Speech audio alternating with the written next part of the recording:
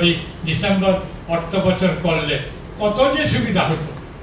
এবং এই যে মে জুন মাসে এই যে আপনার ভাঙ্গা রাস্তা মেরামত করবে, বৃষ্টিতে আবার নিয়ে যাবে, এই নদী ভাঙন হবে, কিন্তু বিল ঠিকই নেবে কন্ট্রাক্টর।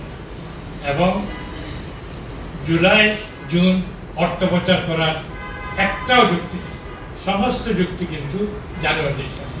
আপনারা দয়া করে এই ব্যাপারে চিন্তা করে দেখবেন, এবং এটা যদি আপনারা করাতে পারেন তাহলে দেশের কিন্তু বিশাল বিশাল বিশাল একটা উপকার হবে। হ্যাঁ, তিনি বলেছিলেন যে একটা অর্থনৈতিক সংস্কার কমিশন বা ব্যাংকিং সংস্কার কমিশন হওয়া দরকার। কবে যেই দেশে হয়েছিল আমরা প্রায় সকলেই ভুলে গেছি। ওয়াহিদুদ্দিন মাহমুদ সাহেবের কথা অনেক আলোচনা হয়েছে একটু আগে।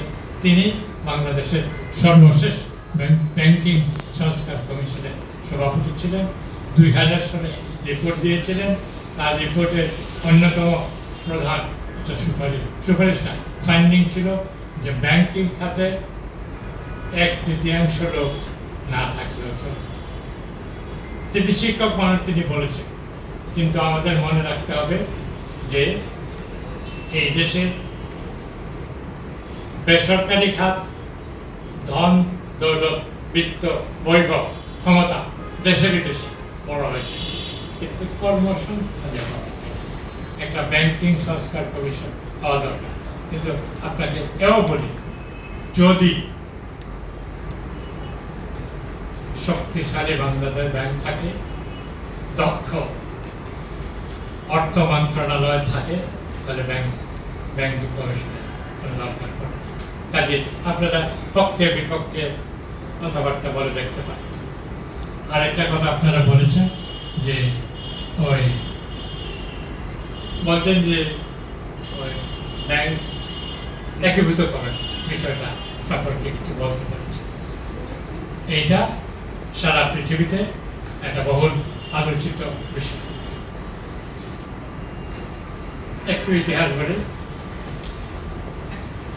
80 দশকের শেষাশেষি 90 দশকের শুরুতে বিসিসিআই সাংঘাতিক নাম করা ব্যাংক সারা পৃথিবীতে,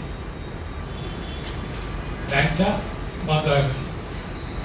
আগা হাসেন আবেদ চালাইতে পারলেন। কিন্তু এই বাংলাদেশে সরকার বাংলাদেশ ব্যাংক মিলে কুইকলি একটা সাকসেসর ব্যাংক করে দিল, এবং আজ পর্যন্ত আমি পাই নাই কোনো আমানতকারী তার পয়সা ফেরত পায়।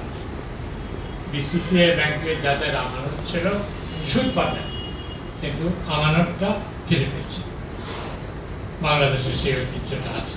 কিন্তু বাংলাদেশ ব্যাংক, বাংলাদেশে সাধারণত একটা উৎকণ্ঠা কেন জানি আছে যে একটা ব্যাংক যদি বন্ধ হয়ে যায় তাহলে ওটা গজব হয়ে যাবে। একদম না, ব্যাংক হামেশা বন্ধ হচ্ছে। চীনে বন্ধ হচ্ছে, জাপানে বন্ধ হচ্ছে, মার্কিন যুক্তরাষ্ট্রে, ইউরোপে বন্ধ হচ্ছে। এটা আমরা একটা মনস্তাত্ত্বিক বিপদ নিজের মধ্যে রাখি, কিন্তু যেটা করা দরকার বলে মনে করছি। আমার বইটার মধ্যে সুপারিশ আছে। আমার বইয়ের একটা কপি আপনাদের লাইব্রেরিতে থাকবে। আপনারা যারা ভালো মনে করবেন বইটা পড়ে দেখবেন। আমার অনেক সুপারিশ একদম বাস্তবধর্মী সুপারিশ, সরকার ইচ্ছা করলে বিবেচনা করে দেখতে পারে। আমরা বলেছি যে সর্বপ্রথম যে কাজটি করা দরকার সেটা হলো আমানতের বীমা। এখন এটাকে 1 কোটি টাকা করা দরকার। তাহলেই কিন্তু আমানতকারীরা অনেক ভরসা পাবে, তারা টাকা পয়সা ঘরে না রেখে ব্যাংকে রাখবে। আরেকটা সুপারিশ আমি করি, 3 থেকে 6 মাসের জন্য এখন ব্যাংকের আমানত রাখাতে সমস্ত প্রতিবন্ধকতা দূর করে দেওয়া দরকার। এখন কিন্তু ব্যাংকে টাকা আসা দরকার। অনেক প্রতিবন্ধকতা আছে, আপনারা জানেন। এটা দূর করে ব্যাংকে আমানত আসতে দেওয়া উচিত। আমি সবিনয়ে বলবো, সোয়াপ এর ব্যাপারটা আমি প্রকাশ্যে সমালোচনা করেছি, আর করার দরকার নেই। এইটা বোধহয় না করা ভালো। ব্যাংকের মার্কা বা একীভূত করা আমি বলেছি সারা পৃথিবীতে আছে, কিন্তু এইটা খারাপ ব্যাংককে ভালো করার একমাত্র পন্থা নয়। কাজেই বাংলাদেশ ব্যাংক, সরকার, আপনারা মিডিয়া, আপনারা কিন্তু বিকল্পগুলো চিন্তা করেন। বিকল্প কি? এই দেশেই বিকল্প হয়েছে। একটা কানাডার ব্যাংকের সঙ্গে ব্যাংক এশিয়াকে মার্জার করা হয় 2000 সালে আমাদের সাথে।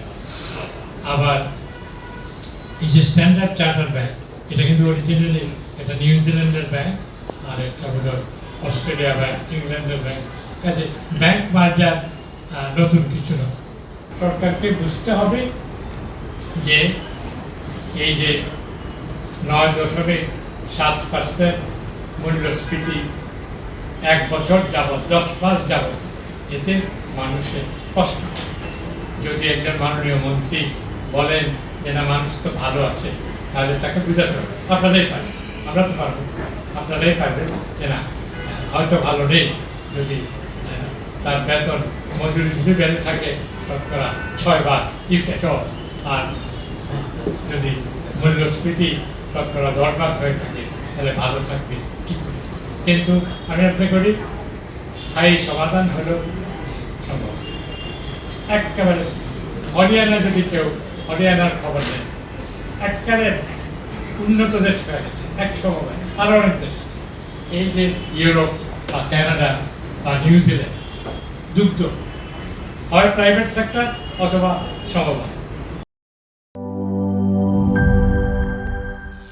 করিম চাচা, আপনার প্রিয় মানুষদের কখনো বিপদে ফেলতে চাইবেন না স্যার। তাহলে আমাদের বিপদে রাখা কি ঠিক হচ্ছে?